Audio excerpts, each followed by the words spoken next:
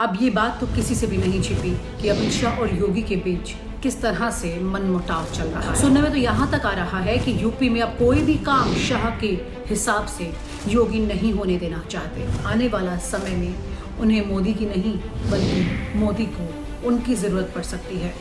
दोस्तों नमस्कार, मैं हूँ विनीता यादव। आप देख रहे हैं न्यूज़ नशा, आदत हर खबर की। 2024 का चुनाव जैसे जैसे करीब आ रहा है वैसे वैसे अब राजनीति भी बदल रही है। आज हम जिस मुद्दे पर बात करने जा रहे हैं वो जितना देश के लिए जरूरी है उससे कहीं ज्यादा जरूरी है बीजेपी के उन लोगों के लिए जो ये कहते हैं कि आएगा तो मोदी ही। एक कहानी सुनाती हूँ आपको जिसमें 3 किरदार हैं, एक पीएम, दूसरा सीएम और तीसरा एचएम। जी हाँ, यानी कि एक हैं नरेंद्र मोदी, दूसरे हैं योगी आदित्यनाथ और तीसरे हैं अमित शाह। ये तीनों के बारे में आपको जो इस वीडियो में सुनने को मिलेगा वो शायद आपको नहीं पता चलेगा, क्योंकि यहाँ पर चल रहा है एक पावर गेम, एक ऐसा पावर गेम जिससे ये तय होगा कि 2024 में कौन जीतेगा। चलिए, कहानी के आखिर में मैं आपको बताने की कोशिश करूंगी कि कौन जीतेगा, लेकिन उससे पहले कहानी के तीनों किरदारों को समझने की कोशिश करते हैं। आप जानते हैं तीनों किरदारों के बारे में।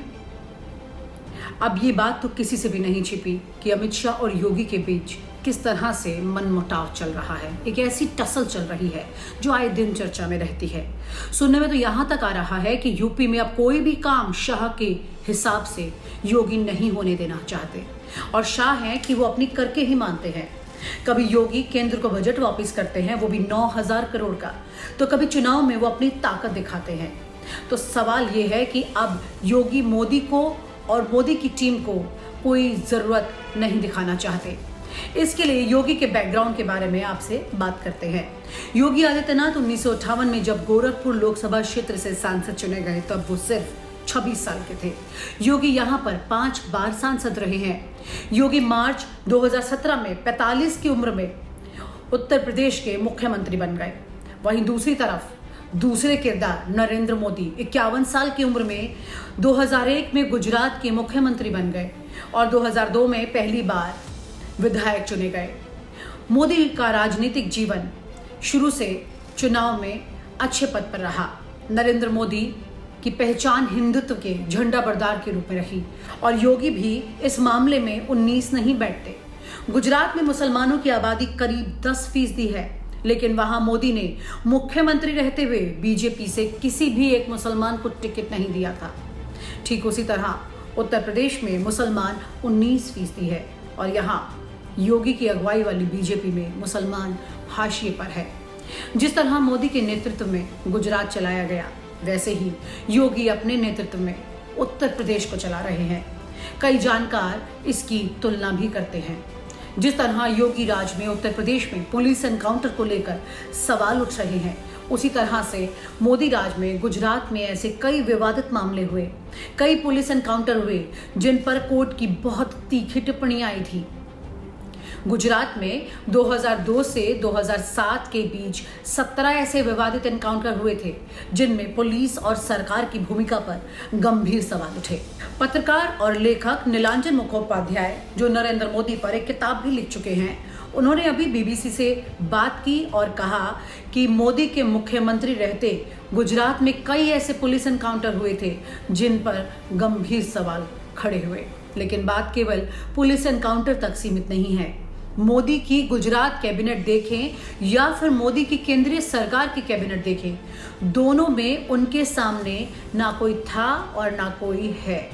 अमित शाह जरूर दोनों जगह शक्तिशाली रहे हैं, लेकिन ये मोदी की शख्सियत के उभार में उनकी अहम भूमिका के कारण है।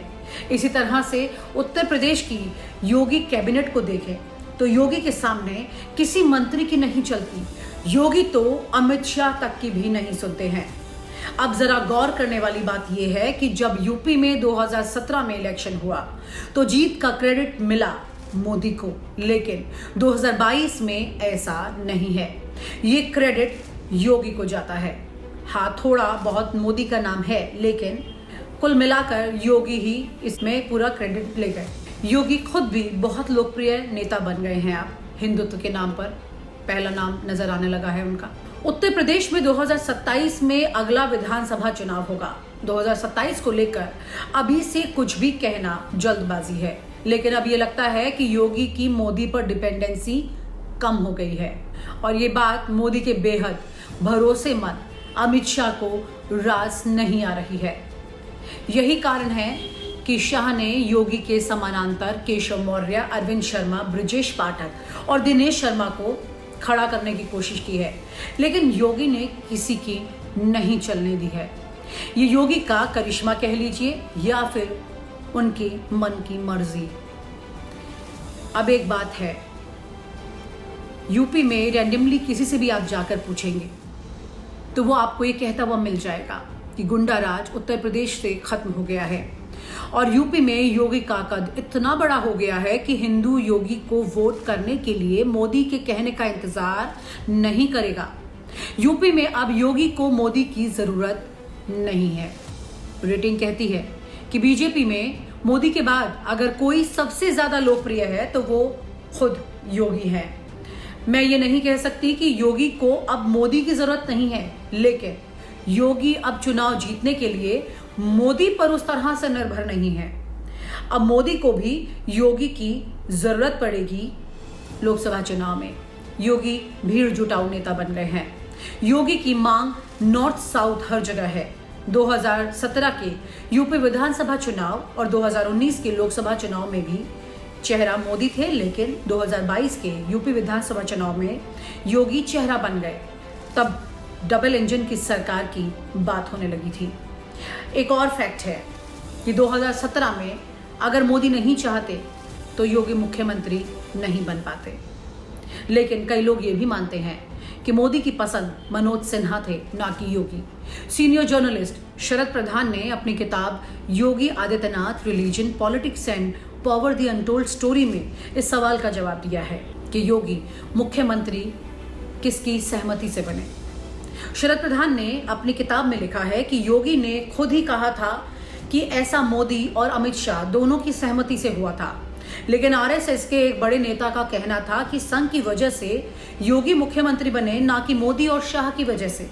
योगी आदित्यनाथ का मुख्यमंत्री बनना महाराष्ट्र में देवेंद्र फडणवीस और हरियाणा में मनोहर लाल खट्टर से बिल्कुल अलग था।